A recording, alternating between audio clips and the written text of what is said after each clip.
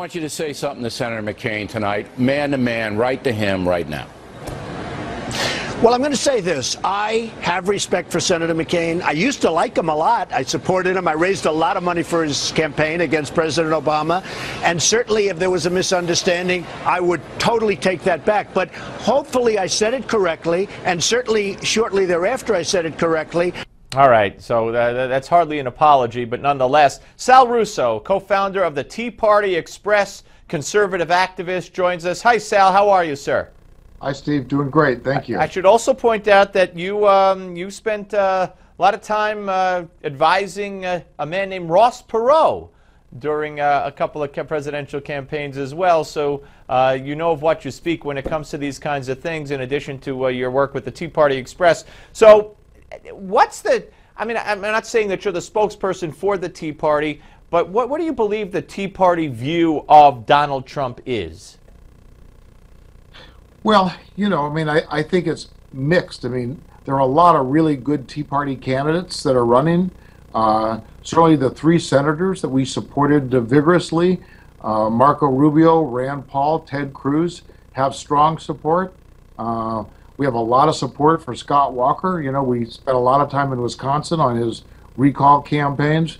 So there's, and then there's, you know, some favorites that haven't been involved in politics, like a Ben Carson or a Donald Trump. So I think today the Tea Party is evaluating a lot of the candidates, but certainly I think the favorites are the ones that they've tended to work with more in the last few election cycles. So when you see the ABC News poll, for instance, and the other polls, you know, the ABC News poll in this latest one out today, he really upped his lead, his percentage. The others were, you know, 15%, 17%. So these people, I mean, the media would have us believe they're all Tea Partiers, quote unquote, which of course they use as a derogatory slur. But nonetheless, where do you think this support is coming from? Well, you know, I think both Trump and Bernie Sanders on the left are beneficiaries of the frustration that people feel that nothing ever changes in Washington. And it's a feeling that's both prevalent on the left and the right. And both Trump and Sanders have tapped into that.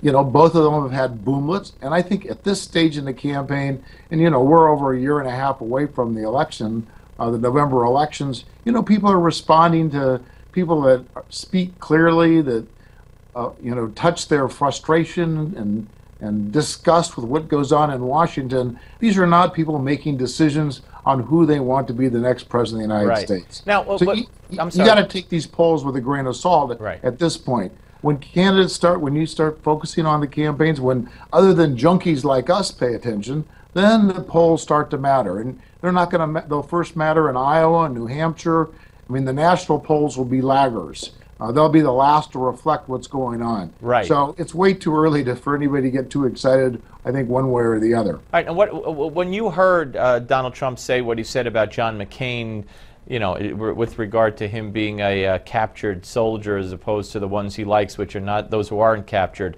you know, did you grimace? Did you say, that's it, I'm done? Or what was your reaction? Well, you know, certainly I grimaced. I mean, you know, when I worked for Governor Reagan, you know, John McCain, when he came back from North Vietnam, was, you know, our liaison to the POWs. So I have known him for a long, long time and think he's a terrific person. I mean, I agree with him all the time, but he's certainly an American hero. So, you know, I think that was an unfortunate thing that Trump said, but, you know, he's tried to back away from it, I think. But Trump isn't somebody that backs up very readily, so, you know, he's probably as good at backing up as he's ever going to do. Right. Well, let me ask you, we got one more time for one more. If Trump were to run as a third-party candidate, who would he hurt most? Which party? Well, I think today he'd probably hurt Republicans the most, but, you know, I mean, he's kind of had a checkered past in terms of where he stood on issues, supported single payer, so, you know, there's a lot of questions that people don't have the answers to. Today, people are responding because they like him speaking forthrightly, and they're tired of politicians mealy-mouthing it around. Right. But these aren't people making decisions who they want as president. So I think this is much ado about nothing, frankly. All right, Sal, good to talk to you, sir. We'll speak to you soon. Thank you for your time.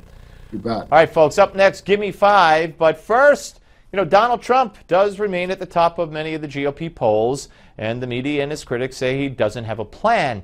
But he does apparently have a plan. In fact, he wrote a whole book that says he will make America great. And that's his campaign slogan, Making America Great Again. Trump's bestseller is called Time to Get Tough, and it outlines Trump's plan to roll back Obama's policies, secure the border, and deal with China and terrorism, and a whole lot more.